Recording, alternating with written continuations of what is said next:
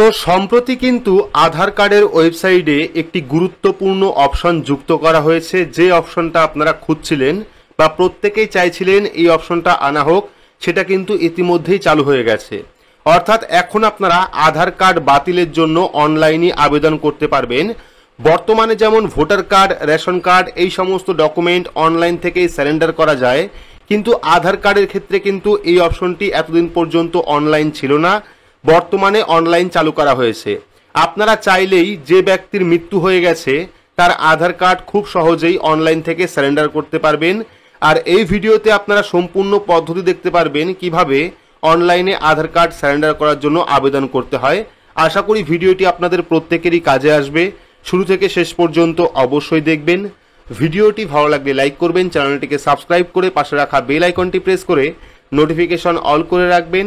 সবার সুবিধার্থে ভিডিওটি শেয়ার করবেন। তো চলুন শুরু করি।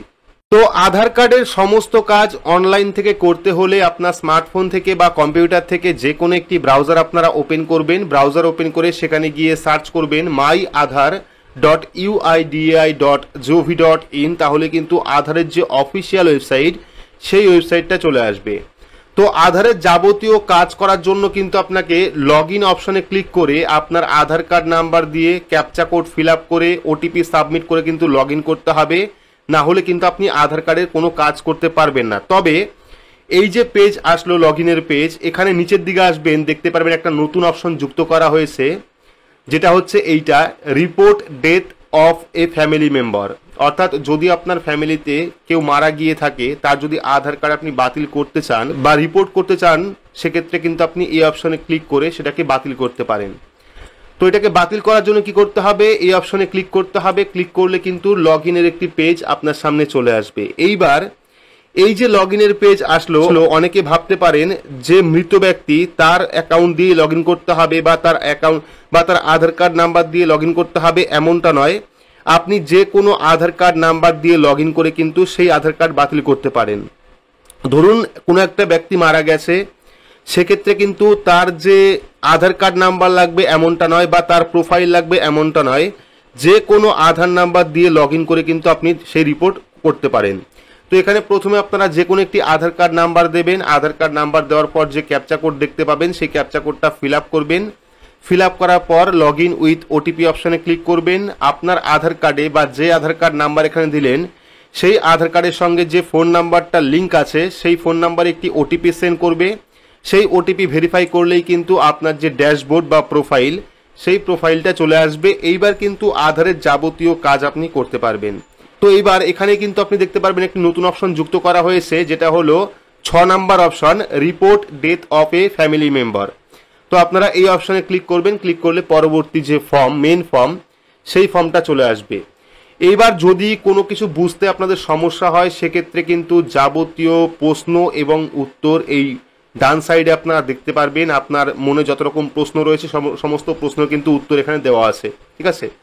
তো এই ফর্মটি ফিল আপ করার জন্য প্রথমেই আপনারা পেয়ে যাবেন name of the state that issue of death certificate, অর্থাৎ মৃত ব্যক্তির ডেথ সার্টিফিকেট কোন স্টেট অর্থাৎ রাজ্য থেকে ইস্যু করা হয়েছে, সেক্ষেত্রে আপনারা এখানে রাজ্যর নাম দেবেন। তো বর্তমানে কিন্তু এখনো পর্যন্ত ওয়েস্ট বেঙ্গলের নামটি এখানে অ্যাড করা হয়নি, বাকি যাবতীয় যে স্টেট রয়েছে সমস্ত স্টেটের নাম এখানে অ্যাড করা হয়েছে। এখনো পর্যন্ত ওয়েস্ট বেঙ্গলের নামটা এখানে অ্যাড করা হয়নি, তবে খুব তাড়াতাড়ি কিন্তু ওয়েস্ট বেঙ্গলের নামটা এখানে অ্যাড হয়ে যাবে। এখান থেকে আপনারা স্টেট সিলেক্ট করবেন। পরবর্তী পেয়ে যাবেন আধার নাম্বার, অর্থাৎ যে মৃত ব্যক্তি তার কিন্তু আধার কার্ড নাম্বার এখানে লিখতে হবে, ঠিক আছে। এখানে আধার কার্ড নাম্বার লিখবেন মৃত ব্যক্তির। দেওয়ার পর পেয়ে যাবেন ডেট রেজিস্ট্রেশন নাম্বার, অর্থাৎ আপনার যে ডেথ সার্টিফিকেট রয়েছে বা যিনি মারা গেছেন তার যে ডেথ সার্টিফিকেট রয়েছে, সেই সার্টিফিকেটের নাম্বার এখানে লিখবেন। লেখার পর ফরম্যাট কেমন থাকবে, প্রথমে ডেট, তারপরে বছর, তারপরে বাদবাকি আপনার যে রেজিস্ট্রেশন নাম্বার ডেথ সার্টিফিকেটের সেটা দিতে হবে। দেওয়ার পর পেয়ে যাবে name of the person in death certificate, অর্থাৎ ডেথ সার্টিফিকেট যার, তার নামটি এখানে লিখতে হবে নাম দিয়ে এবং পদবি দিয়ে।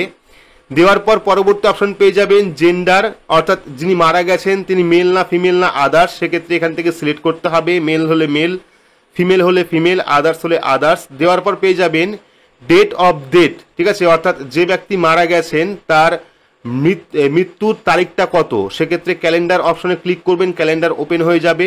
মৃত ব্যক্তির মৃত্যুর তারিখটা এখান থেকে সিলেক্ট করে নেবেন। সিলেক্ট করার পর পেয়ে যাবেন পরবর্তী option date of issue death certificate, অর্থাৎ মৃত ব্যক্তির ডেথ সার্টিফিকেট কত তারিখে ইস্যু হয়েছিল সেই তারিখটা আপনাকে সিলেক্ট করতে হবে। সিলেক্ট করার জন্য ক্যালেন্ডার অপশন পেয়ে যাবেন।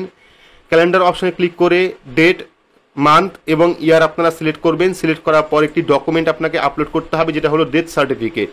ঠিক আছে, তো আপনি ডেথ সার্টিফিকেট একটা স্ক্যান করে নেবেন বা ফোনে তুলে আপনারা পিডিএফ ফরম্যাটে তৈরি করে নেবেন।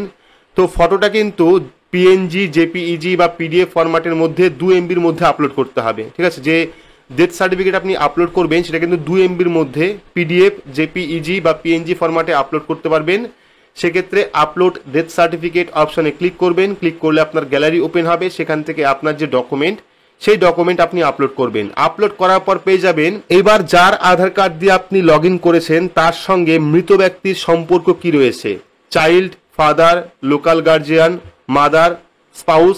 তো এখান থেকে আপনার যে রিলেশন, অর্থাৎ মৃত ব্যক্তির সঙ্গে যিনি আধার কার্ড দিয়ে লগ ইন করেছেন তার কি রিলেশন সেটা আপনাকে সিলেক্ট করতে হবে। সিলেক্ট করার পর সাবমিট অপশনে ক্লিক করলে কিন্তু ফর্মটা সাবমিট হয়ে যাবে এবং আপনি আপনার ড্যাশবোর্ড থেকে কিন্তু সম্পূর্ণ স্ট্যাটাস দেখতে পারবেন। তো এই কাজটি মোটামুটি 90 দিনের মধ্যেই কমপ্লিট হয়ে যায়, তার আগেও কিন্তু কমপ্লিট হয়ে যায়। তো যদি কোনো মৃত ব্যক্তি থাকে বাড়ির এবং তার যদি আধার কার্ড আপনি বাতিল করতে চান সেক্ষেত্রে কিন্তু এই ফর্মটি ফিল আপ করতে পারেন।